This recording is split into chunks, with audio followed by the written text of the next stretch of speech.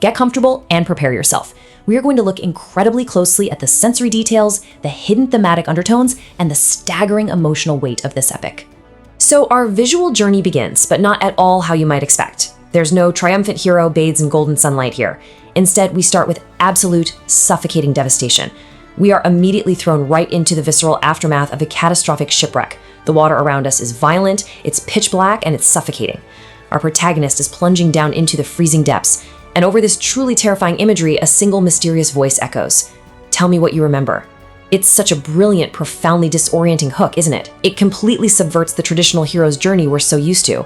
It violently strips away all that mythic invincibility we usually associate with these classic Greek legends and throws us directly into a fractured, traumatized, and highly unreliable mind. Our protagonist is just incredibly vulnerable here. As he's plunging into the dark of the ocean, all that remains in his fading consciousness are these blurry, fleeting, almost ghost-like memories of a wife and a son. The legendary, invincible king of Ithaca, he's gone. In his place is just a broken, desperate man trying to cling to a single fragment of his past. We are witnessing a truly fascinating artistic pivot here. Think about it. We're taking a director who is completely renowned for crafting hard, cerebral science fiction and watching him apply that signature razor-sharp aesthetic to the dusty, blood-soaked pages of an ancient mythological epic. It is just a stunning transition. Okay, let's really dive into this, because what we are seeing is definitely not just your standard historical period piece. The visual evidence promises a completely unique blend of grand-scale, jaw-dropping cinematography seamlessly intertwined with highly complex narrative mechanics. Like, think about the literal gears of time churning within an ancient clockwork Spartan helmet. It sends a huge signal that time itself is going to be the true battlefield here. This vision aims to completely redefine the mythological genre from the ground up. It takes the gods, the terrifying monsters, and the legendary battles and filters them all through an uncompromising lens of time-bending scale and hyper-realistic life-or-death stakes. Which brings us to Section 2, Memory, Survival, and Identity. This brings us directly to the absolute core of our protagonist's internal struggle. Yes, the physical danger of the raging ocean is immense, but the true terror we are dealing with is the profound psychological horror of surviving with absolutely no sense of self. The protagonist's amnesia perfectly aligns with the classic identity loss trope. It's a masterful directorial signature, right? We've seen this executed with chilling precision in mind-bending films like Memento or Inception. But applying this to a character who has been lost at sea for years? Wow, it elevates the standard survival genre into a terrifying cerebral puzzle. Our hero isn't just fighting the crashing waves to get home. He literally has to reconstruct his very reality, piece by agonizing piece, just to survive the present moment. It makes this ancient legend an intensely psychological labyrinth of the mind, completely shifting the focus from mere physical endurance to profound, crushing existential dread. And speaking of the past, we get a deeply haunting glimpse of it. We won the war. We encounter the legendary Trojan horse, but let me be absolutely clear about this. This is not presented as some simple, triumphant wooden monument. Not at all. The imagery paints it as a terrifying, towering architectural structure of pure dread, casting these incredibly long, oppressive shadows over a burning, screaming city. And the way that line is delivered, it's completely devoid of victorious joy. It is spoken with a heavy, suffocating regret. It hints at the immense moral cost, the visceral PTSD of ancient warfare, and the sheer devastation that this so-called victory left in its wake. It really makes you wonder, how does this haunting, blood-soaked victory weigh on a man whose only remaining desire in the world is to simply return to the quiet embrace of his family? So, the absolutely crucial point we need to consider is this. While our hero is entirely isolated out there in a vast, uncaring ocean, violently wrestling with his own fragmented mind and the heavy ghosts of his past regrets, what exactly is happening back home? This is where the narrative builds this immense, agonizing sense of dread. We deliberately pivot away from the desolate, lonely waters and slowly draw our attention to the rising claustrophobic tension in the kingdom he left behind. We are made to deeply, viscerally feel the anxiety of a king who knows in his bones that his home is totally vulnerable, yet he is completely, utterly powerless to cross the sea and stop the impending ruin. We have to examine the devastating contrast being established here. On one side of the world, we have a man's lonely, desperate struggle for mere survival. On the exact opposite side, there's a crowded, politically vicious, and utterly ruthless takeover happening right inside his own home. We are painted a bleak, deeply unsettling picture of Ithaca.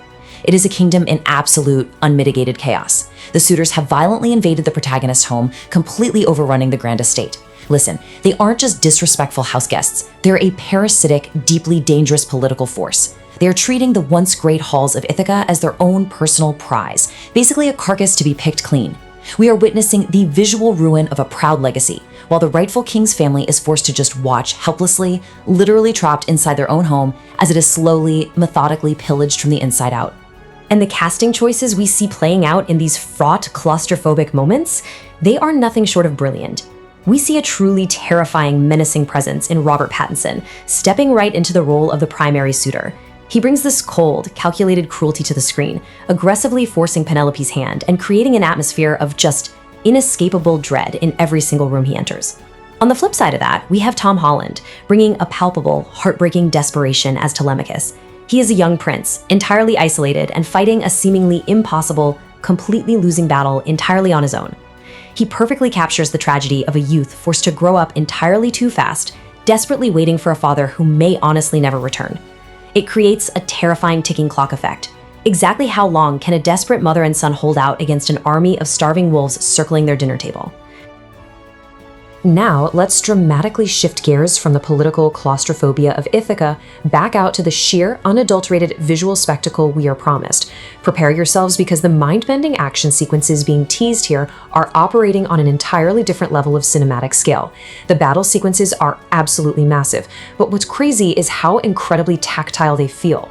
We are looking at grounded, brutally realistic combat. You can literally almost feel the grit, the dirt, and the heavy, blood-stained bronze of the metallic Spartan-style armor. The cinematography massively leverages that immersive IMAX 70mm scale, making every single sword strike, every bone-crushing shield bash, and every massive clash of armies an absolute auditory and visual assault on the senses. You don't just passively watch these historical battles, you feel the metallic crunch right in your bones. You feel the sheer, oppressive weight of a Spartan shield bearing down on you. And this brilliantly illustrates a key, terrifying theme. As brutal and deafening as the clashing armies are, they are absolutely nothing compared to the unbridled wrath of nature. We see this awe-inspiring, utterly terrifying survival sequence where our protagonist is desperately dodging a massive cinematic whirlpool. It's a grounded, hyper-realistic take on the legendary hazard Charybdis. It definitively proves that in this epic, the ocean itself is the true insurmountable villain. Think of the massive apocalyptic waves we saw in Interstellar, or the relentless ticking clock of the English Channel in Dunkirk. This ocean, it doesn't care about kings. It doesn't care about historical wars. It's an uncaring, monstrous force capable of swallowing entire fleets whole, emphasizing nature's absolute terrifying indifference to our hero's desperate, flailing plight. But honestly, looking at the terrifying scale of the ocean and the countless years spent adrift, we have to stop and ask a much heavier, far more devastating question. Is the ocean really the only enemy here? Or is time the actual ultimate enemy? This question perfectly bridges the gap between the immediate, desperate need for physical survival and the hidden, deeply complex, mind-bending mechanics that are secretly at play in the very fabric of this story. Because, let's face it, the ultimate philosophical dread isn't just drowning at sea. It's the agonizing, stomach-dropping fear of surviving, only to finally drag yourself home and find that time has stolen absolutely everyone you ever loved and everything you thought for is gone or changed forever. Okay, let's put on our cinematic detective hats together for a minute. I invite you to look a bit closer, way past the surface level action, at the deep lore and the incredible thematic theories hidden right within the editing. Let's see how this shapes our understanding of the true narrative structure. Look closely at this timeline. A 10-year journey. Year 1, the violent fall of Troy. Years 2 through 9, the relentless, suffocating grip of the ocean. Year 10, the desperate siege of Ithaca. But here is the massive, absolutely jaw-dropping time factor theory we need to meticulously unpack together. What if this isn't just a simple linear day-by-day experience? What if this epic heavily features relativity mechanics and actual time dilation? Imagine a terrifying scenario where, due to the mythical, warped nature of the islands our hero encounters, time moves agonizingly, torturously slow for Odysseus. An hour spent trapped on a mystical shore, literally fighting for his life, might equal an entire year slipping away back in Ithaca. You can draw a direct line to the profound emotional heartbreak we witnessed in Interstellar. The ultimate tragedy isn't just the sheer physical distance, it's the devastating, soul-crushing realization that while he is barely surviving the elements, over what feels to him like a few months, a whole decade flashes by in the blink of an eye for his suffering family. The emotional devastation of that concept is just utterly staggering. And let me tell you, the hidden, terrifying details do not stop there. There's a blink and you miss it shot of sailors desperately, violently covering their ears, their faces just contorted in absolute agony. This isn't just some physical storm they're bracing for. This is a horrifying, deeply grounded interpretation of the sirens. It takes the mythical, enchanting creatures who lure men to a watery grave and translates them into pure, visceral, psychological terror. Grounding a myth like this into a panic-inducing, madness-driving auditory assault, that is a brilliant hallmark of truly visionary directing. We are witnessing the sheer madness of sailors trying to block out a deadly lullaby that is quite literally tearing their fragile minds apart from the inside out. And if we look even closer, like really closely at the blurred faces deep in the background shots, it sparks some incredible excitement for those of us who love analyzing cinematic collaborations. Our regular directorial favorites, absolute powerhouse actors like Cillian Murphy and Tom Hardy literally hiding right there in plain sight. The theory that these heavyweights might be secretly cast as powerful observing Greek gods is completely electrifying. But hold on, forget the old school glowing CGI giants throwing lightning bolts from the clouds. Imagine a Cillian Murphy Zeus or a Tom Hardy Poseidon as these cold, calculating, immaculately dressed string pullers, just subtly manipulating the weather and the fates of men from the dark shadows. Treating the ancient gods not as magical roaring monsters, but as highly intelligent, extremely apathetic observers pulling the cosmic levers, that adds an entirely new, brilliant layer of anticipation to the whole film.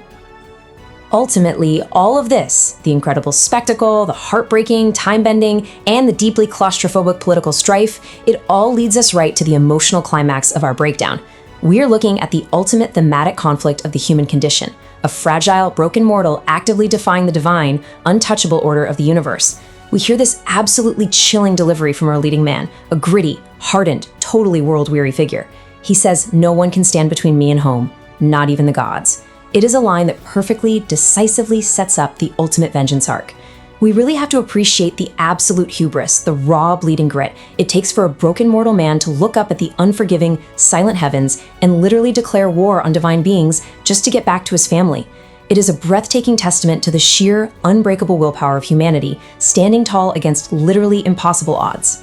And exactly how will that incredible vengeance be enacted? Well, we are treated to a final, profoundly iconic shot of the legendary bow and arrow, the absolute ultimate instrument of vengeance.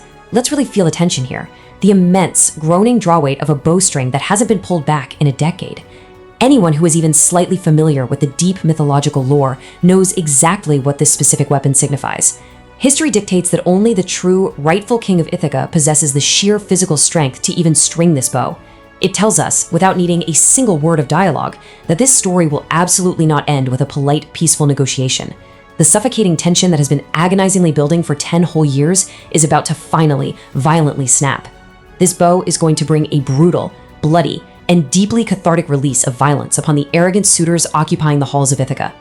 So, as we wrap up this massive cinematic breakdown, I want to leave you with this final, really provocative thought to ponder.